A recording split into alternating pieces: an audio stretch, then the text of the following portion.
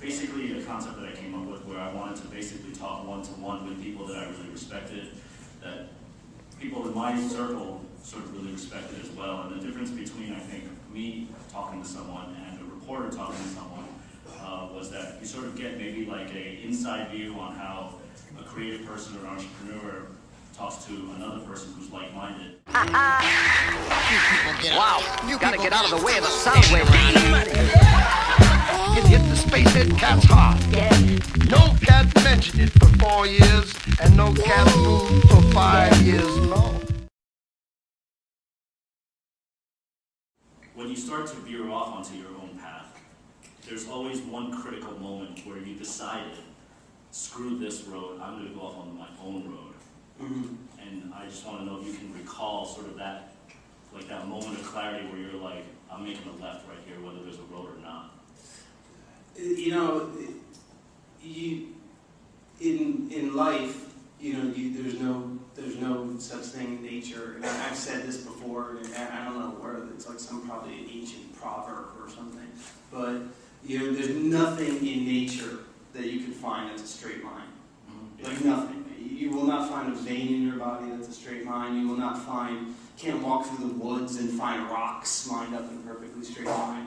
But so much of how we educate our kids in really Western culture and even Eastern culture to a certain extent, in terms of their expectations and vetting the quality of their straight mind. It's like, check, they passed that one. Check, you know, they did well, they tested well at that one. And then we create those kind of benchmarks to follow a path. Right. And life's just not like that. So for me, it wasn't like there was, you know, and I think it's probably the case for everybody in this room, I don't think there was one thing. You know, it wasn't like one watershed moment. The one that was the biggest vote of confidence came from a dean at Rutgers College of Pharmacy in 1993, which was the year when I incorporated. Actually, the end of '92. I went to John Kurlazy, who's retired. He was the dean of pharmacy school. He was the first academic advisor in my career to look at me and say, you know, Mark, you don't want to shoulda, coulda, woulda. You don't want to later on in life regret that you didn't try something. You know, I went to him and asked for a year off. And if you took a year off of a 5-year program like pharmacy school, you have to retake the year. Right? So that was, you know, the notion of retaking like inorganic medicinal chemistry.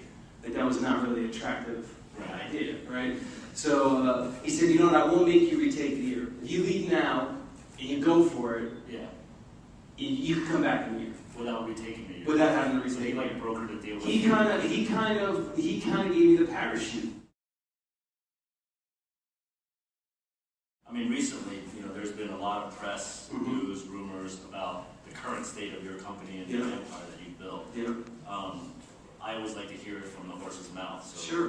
Do you want to expand on Sure. that? Yeah. So like, look, we did a lot of things when I reflect on it. Like, what are things that we did that were right? Look, we expanded retail. For better or worse, it costs a lot of money to expand retail. Could I have spent that money smarter today, knowing what I know? Absolutely. Right?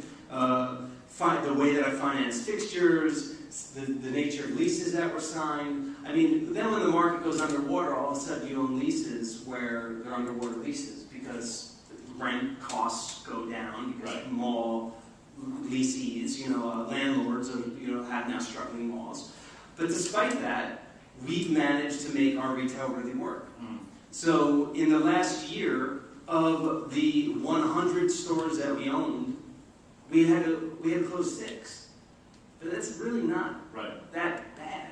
You know, so I'm really actually proud of the organization. I'm really proud that we were able to cut costs by like $25 million. I don't know if anyone's ever had to balance a budget, but cutting that kind of number, that's a serious fucking big boy commitment, you know? And to be planned and to be profitable and to do all these things, these are real accomplishments. And I attribute that to the guys that I work with.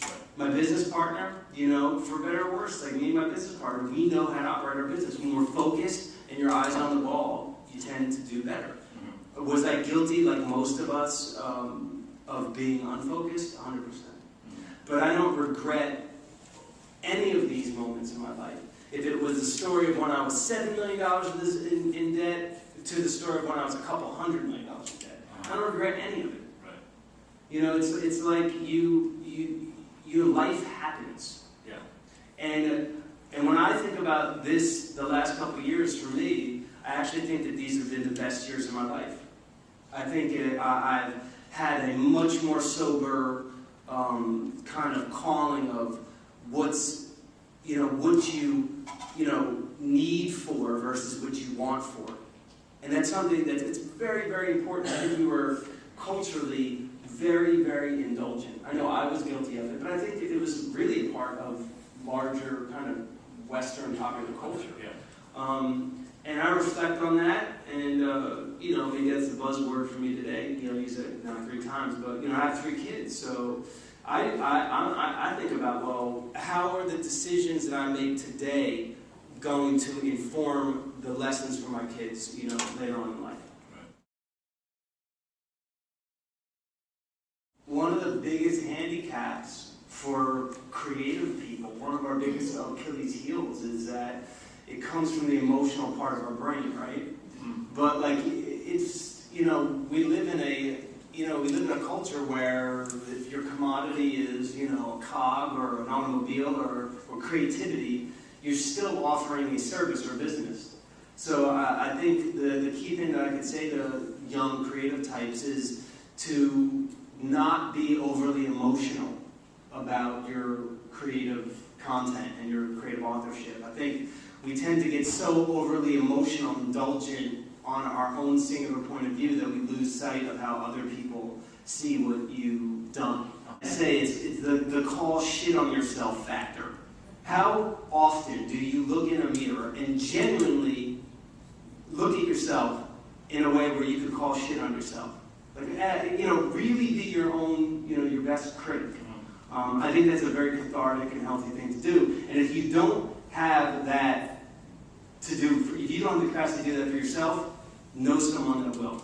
I think really folks that are right brain and left brain. To be someone who's, that has the chops to be a genuine either creative director or, senior management in the creative space, they have to be as critical of the need to make their effort self-sustaining as they are to create something that's cool.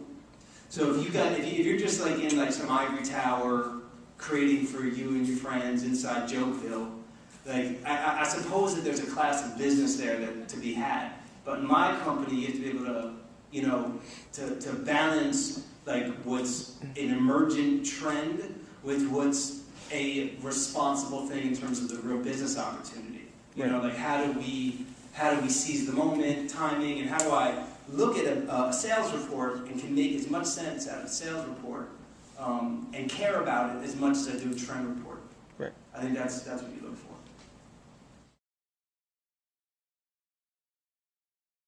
You keep in touch by trying to surround yourself with people that are smart, and also trying to be at the point of where consumption happens. Having retail stores, for instance, is a great device. Yeah. One of the greatest devices create the shortest distance between you and your consumer. Our website is a great device. Frankly, the wholesale model actually creates distance between you and your consumer, because you got to get it through that barrier of buyer. Right. And they're not always right. It's interesting to see what the assortment looks like that gets sold into my own stores, versus what it looks like, let's say, at Macy's. It's very, very interesting. Yeah. So trying to, it is a constant challenge of trying to balance that.